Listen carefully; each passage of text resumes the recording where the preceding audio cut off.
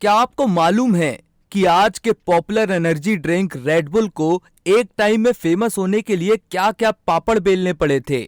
नहीं ना? तो सुनिए, रेड बुल कंपनी कभी अपने खाली डिब्बों को फेमस नाइट क्लब के डस्टबिन में फेंका करती थी। वो भी इसीलिए ताकि वहां आने जाने वाले लोग ये समझें कि ये ड्रिंक काफी फेमस है। तो दोस्तों जरा सोचिए, इस कंपनी ने खुद को पॉपुलर करने के लिए कैसी कैसी सीक्रेट मार्केटिंग स्ट्रेटेजी बनाई होगी। जी हाँ, कंपटीशन के इस दौर में मार्केट में प्रोडक्ट्स तो भरे पड़े हैं, लेकिन सक्सेस उसे ही मिलती है जिसके प्रोडक्ट में दम हो और जिसकी मार्केटिंग तगड़ी हो। अब आप ये भी कह सकते हैं कि मार्केटिंग तो हर कोई करता है, लेकिन आखिर ये टॉप प्रोडक्ट्स वाले ऐसी कौन सी स्ट्रेटेजी अपनाते हैं जिससे वो पॉपुलर हो जाते हैं? तो दोस्तों आज हम आपको इस वीडियो में बताने वाले हैं इन कंपनियों के इन्हीं कुछ माइंड ब्लोइंग मार्केटिंग स्ट्रेटेजी और प्रमोशन के तरीकों के बारे में, जिसे जानकर आप भी ये जरूर कहेंगे कि वाह क्या दिमाग पाया है। नमस्कार दोस्तों, मैं हूं अर्पित और आपका स्वागत है हमारे YouTube चैनल हिंदी पैक पर। यहाँ हम आपको बताएंगे उस मार्केटिंग स्ट्रेटेजी के बारे में जिससे बस कस्टमर खिंचा चला आता है। अगर आप मैकडी में गए हो तो आपने जरूर देखा होगा कि उनमें मेन्यू लिस्ट में कोका कोला भी मौजूद होता है। वो आपके अपने बर्गर और फ्रेंच फ्राइज के साथ कोका कोला भी ऐड कर देते हैं। अब आप जरा दिमाग लगाइए कि आखिर क्यों ये पिज्जा बर्गर वाली कंपनी फ्री में कोका कोला की ऐड कर रही है? क्या इन्होंने कोका कोला से इसके लिए पैसे लिए हैं या फिर ये इनके प्रमोशन का कोई सीक्रेट तरीका है? जी हाँ दोस्तों, ये प्रमोशन का सीक्रेट तरीका ही है जिसे क्रॉस प्रमोशन कहा जाता है। क्रॉस प्रमोशन म्यूचुअल कोलैबोरेशन होता है दो या दो से ज्यादा कंपनियों के बीच, यानी सिंपल लैंग्वेज में समझे तो जब दो या दो से ज्यादा आदमी मिलकर प्रमोशन करें जिनका कस्टमर तो सेम है लेकिन वो नॉन कॉम्पिटिटिंग प्रोडक्ट हैं, यानी दोनों का एक दूसरे की बिक्री से कोई लेना देना नहीं है। ऐसे में आपकी कंपनी की रीच तो बढ़ ही जाती है, लेकिन आपका बजट या खर्च नहीं बढ़ता। इसके लिए आप BMW और लुइस विटॉन का ही एग्जाम्पल ले लीजिए।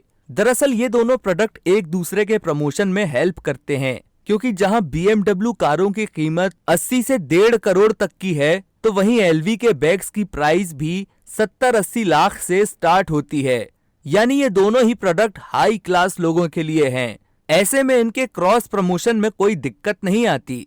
दूसरे एग्जाम्पल के तौर पर एप्पल और नाइक को ही देख लीजिए।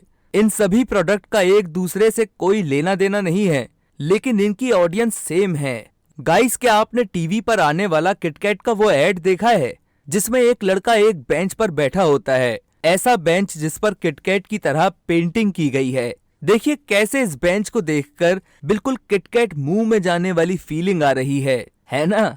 आ गया ना आपके मुंह में भी पानी?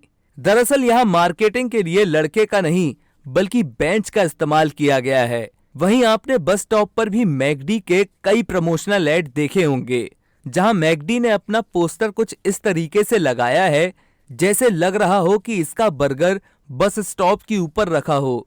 यानी अगर आपको भूख लगी हो तो उस बर्गर को देखकर आपके मुंह में पानी आ जाएगा और आप मैकडी की ओर चल पड़ेंगे। और हाँ, अगर भूख ना भी लगी हो तो जनाब इतने यमी बर्गर की पिक्चर देख भला कौन इसे बिना खाए रह पाएगा? तो मान गए ना आप भी इनके मार्केटिंग स्किल्स को। इस तरह के मार्केटिंग स्ट्रेटेजी को गोरिल्ला मार्केटिंग कहा जाता है, जिसमें कम खर्च में हाई सेल मार्केटिंग की जाती है।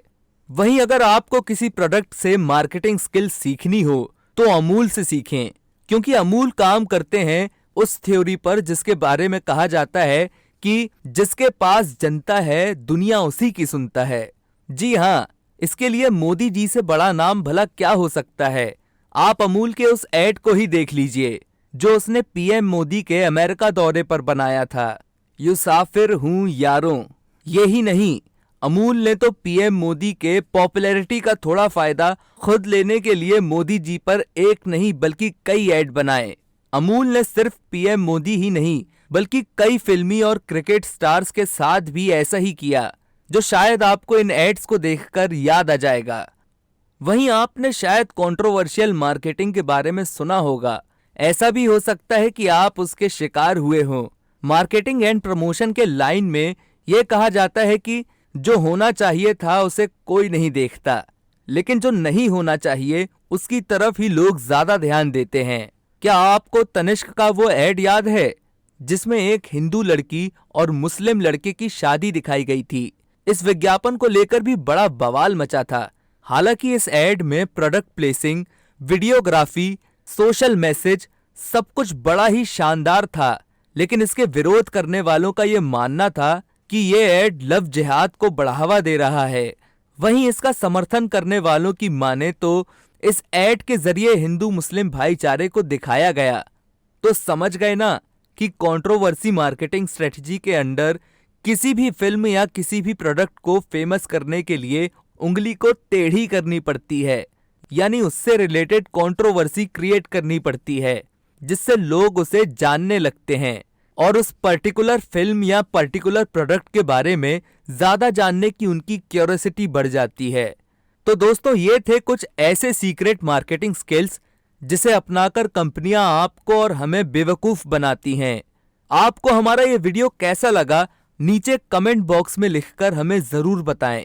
और हाँ, अगर आपने अभी तक हमारे चैनल को सब्सक्राइब नहीं किया है तो फिर देर किस बात की, फटाफट हिंदी पैक चैनल को सब्सक्राइब करें और हमारे वीडियोस को लाइक और शेयर करना भी ना भूलें। धन्यवाद।